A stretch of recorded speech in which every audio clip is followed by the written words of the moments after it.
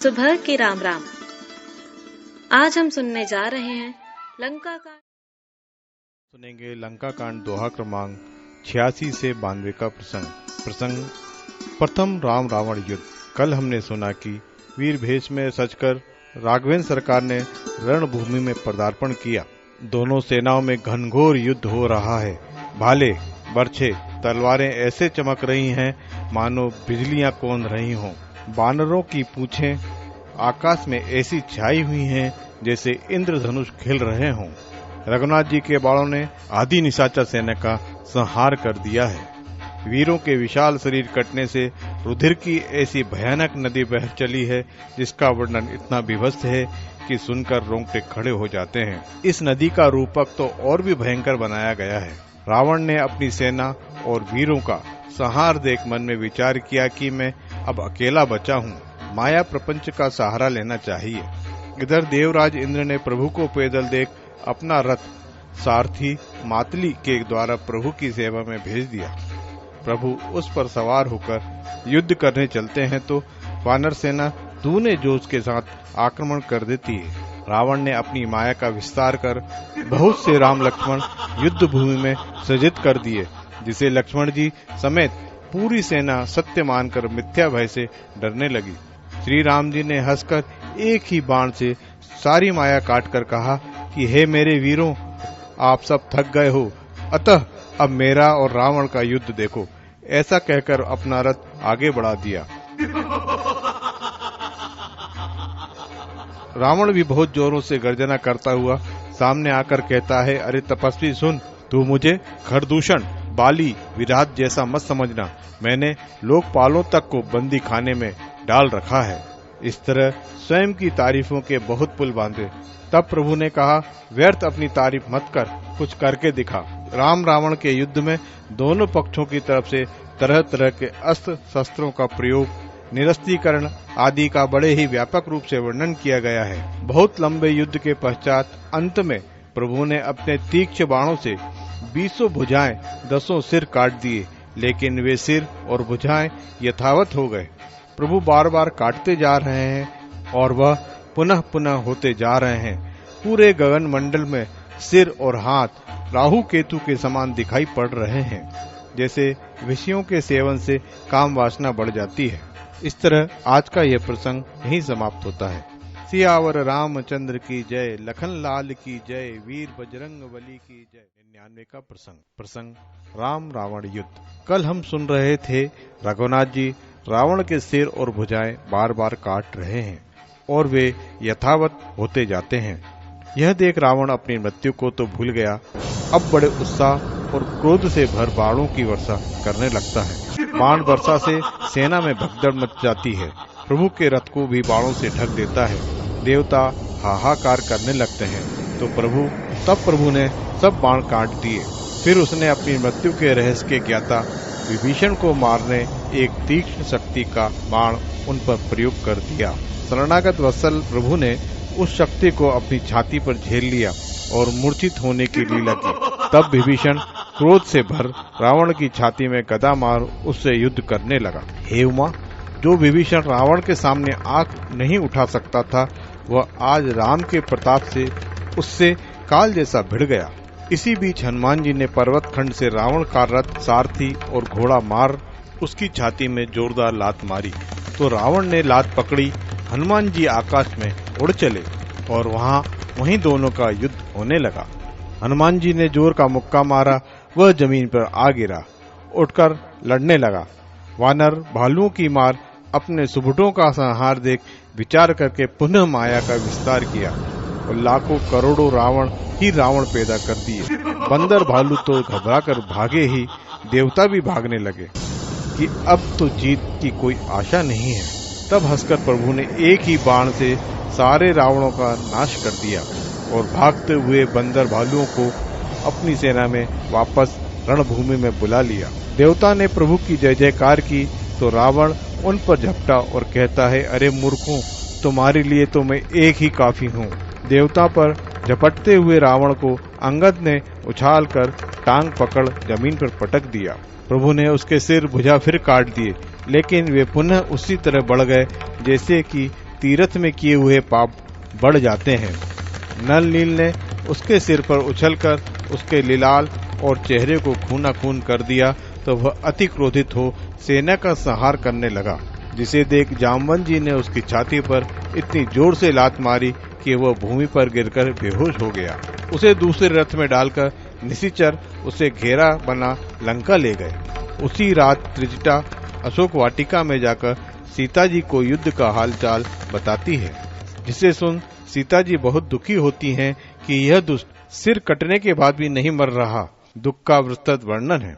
त्रिजटा उनसे कहती है कि हे पुत्री, उसके हृदय में आप बसी हुई है। आपके हृदय में श्री राम है और राम के हृदय में पूरा ब्रह्मांड है। बार बार सिर कटने से इसकी विकलता बढ़ेगी और आपका ध्यान टूट जाएगा, तो प्रभु उसको तुरंत मार डालेंगे। इस तरह आज का यह प्रसंग यहीं समाप्त होता है। सियावर रामचंद्र की जय। सुनेंगे लंका कांड दोहा क्रमांक 99 से 102 का प्रसंग राम रावण युद्ध। त्रिजटा सीता जी को युद्ध का विवरण बता बहुत तरह से सांत्वना देकर चली गई। उधर लंका में आधी रात को रावण की जब मूर्छा टूटी तो उसने अपने सारथियों और सैनिकों पर बहुत नाराज हुआ। प्रातःकाल बची सेना वीरों के साथ रणभूमि में आ धमका। बानरों ने जैसे ही सुना तो बड़े बड़े शिलाखंड और वृक्षों की मार मार कर उसकी सेना को विचलित कर दिया। रावण को घेर लात घूसों दांतों व नाखूनों से व्याकुल कर दिया। रावण बानरों की प्रचंडता और वीरता देख पुनः माया का विस्तार करता है।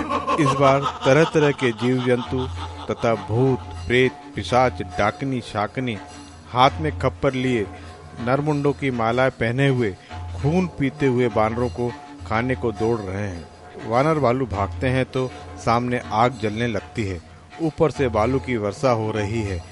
इतने पर भी रावण रुका नहीं।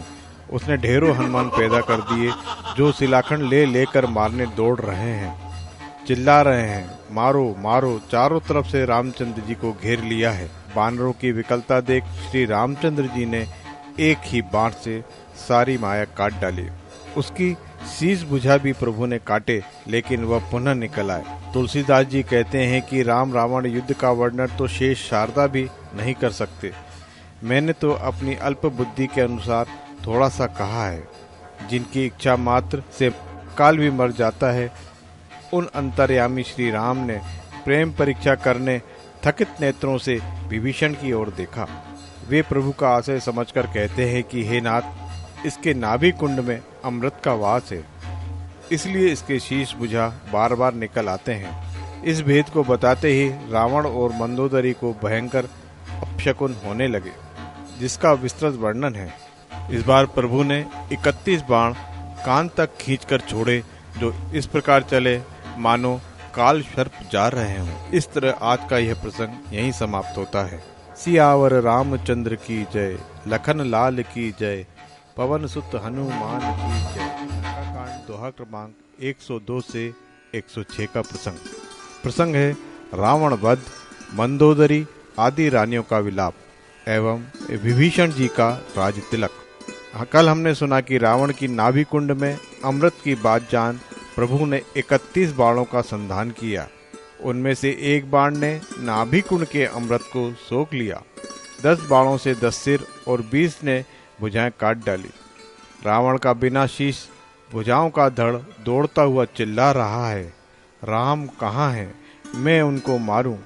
उसके चलने से पृथ्वी हिलने लगी तो प्रभु ने उसके 2 खंड कर दिए। रावण का तेज प्रभु के मुख में समा गया। देवता जय जयकार करने लगे, फूलों की वर्षा होने लगी, ढोल धमाके दुदुम्बियां बजने लगी। देवता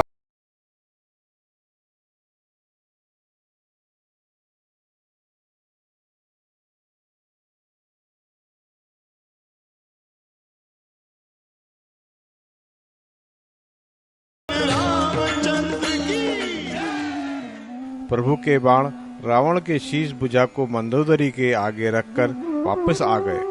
मंदोदरी आदि रानियों का विलाप बहुत विस्तार से है। समस्त परिजनों रानियों मंदोदरी का विलाप देख सुनकर एवं भाई की गति देख विभीषण जी बहुत दुखी होते हैं। प्रभु की आज्ञा से वे रावण की वेद विधि विधान से क्रियाकर्म संपन्न करते हैं। प्रभु लक्ष्मण, अंगद, जामवंत, हनुमान, सुग्रीव आदि को आदेश देते हैं कि जाओ विभीषण का राज तिलक करो, मैं नगर में नहीं जाऊंगा। प्रभु के आदेश के अनुसार सब लक्ष्मण जी के साथ जाकर विभीषण का विधि विधान से राज तिलक करते हैं। राजा बनने के बाद विभीषण प्रभु के पास आकर प्रणाम करते हैं। प्रभु ने समस्त वानर भालुओं को बुलाकर कहा, आज मैंने तुम सब लोगों के बल, पौरुष, साहस से रावण को मारकर विभीषण को राज्य दिया है। प्रभु उनको बहुत सुख का अनुभव करा रहे हैं। वानर भालू उनकी अमृतवाणी को सुनकर तृप्त नहीं हो रहे हैं। इस तरह आज का ही प्रसंग यहीं समाप्त होता है। आज हम सुनेंगे लंका कांड दोहा क्रमांक 106 से 110 का प्रसंग। प्रभु श्री सीताराम जी का मिलन। विभीषण के राज तिलक के पश्चात प्रभु ने श्री हनुमान जी को बुलाकर सीता जी की कुशल जानने के लिए अशोक वाटिका भेजा। वे अशोक वाटिका में पहुंचे, दूर से ही मां को प्रणाम किया। सीता जी ने उन्हें पहचान कर अनुज सहित प्रभु की कुशलता पूछी। हनुमान जी ने श्री राम लक्ष्मण जी की पूरी कुशलता के साथ विभीषण के राज तिलक की भी बात सीता जी को सुनाई। वे अत्यधिक प्रेम में मगन हो हनुमान जी से कहती हैं कि हे पुत्र, समस्त सद्गुण तेरे हृदय में वास करे। लक्ष्मण सहित प्रभु सदैव तुझ पर प्रसन्न रहे। फिर हनुमान जी ने सीता जी की सब कुशलता प्रभु को सुना दी। तब प्रभु श्री राम ने अंगद, विभीषण को बुलाकर कहा कि आप हनुमान जी के साथ जाओ और सीता जी को आदर के साथ ले आओ। सब सीता जी को लेने चले। विभीषण ने राक्षसियों को आदेश दिया कि सीता जी को सुंदर उपटन स्नान के पश्चात वस्त्र आभूषण से श्रृंगारित कर सुंदर पालकी में ले जाया जाए। तदनुसार व्यवस्था करके सीता जी को ले जाया गया। वानर भालुओं की भीड़ उमड़ी, लेकिन पालकी में बैठी होने के कारण वे सीता जी के दर्शन नहीं कर पा रहे। तब प्रभु ने रक्षकों से कहा कि सीता जी को पैदल लेकर ही आओ, जिससे मेरे समस्त वानर भालू उन्हें मां के रूप में देख सकें। सीता जी पैदल ही आई। सीता जी को राम जी प्रकट करना चाहते थे, इसलिए उन्होंने कुछ कठोर वचन कहकर उनकी अग्नि परीक्षा ली। अग्निदेव ने प्रकट होकर सीता जी का हाथ राम जी के हाथ में उसी प्रकार सौंप दिया, जैसे समुद्र ने लक्ष्मी जी का हाथ विष्णु भगवान के हाथ में सौंपा था। अब सीता राम जी सुंदर मनोहर रूप में सामने विराजित होकर सबको दर्शन दे रहे हैं। देवता फूलों की वर्षा कर प्रभु की स्तुति कर रहे हैं, तरह तरह से अपनी कृतज्ञता कर रहे हैं। देवताओं के जाने के बाद ब्रह्मा जी आकर बड़ी सुंदर स्तुति करते हैं। इस तरह आज का प्रसंग यहीं समाप्त होता है। सियावर रामचंद्र की जय, जानकी माई की जय, लखन लाल की जय।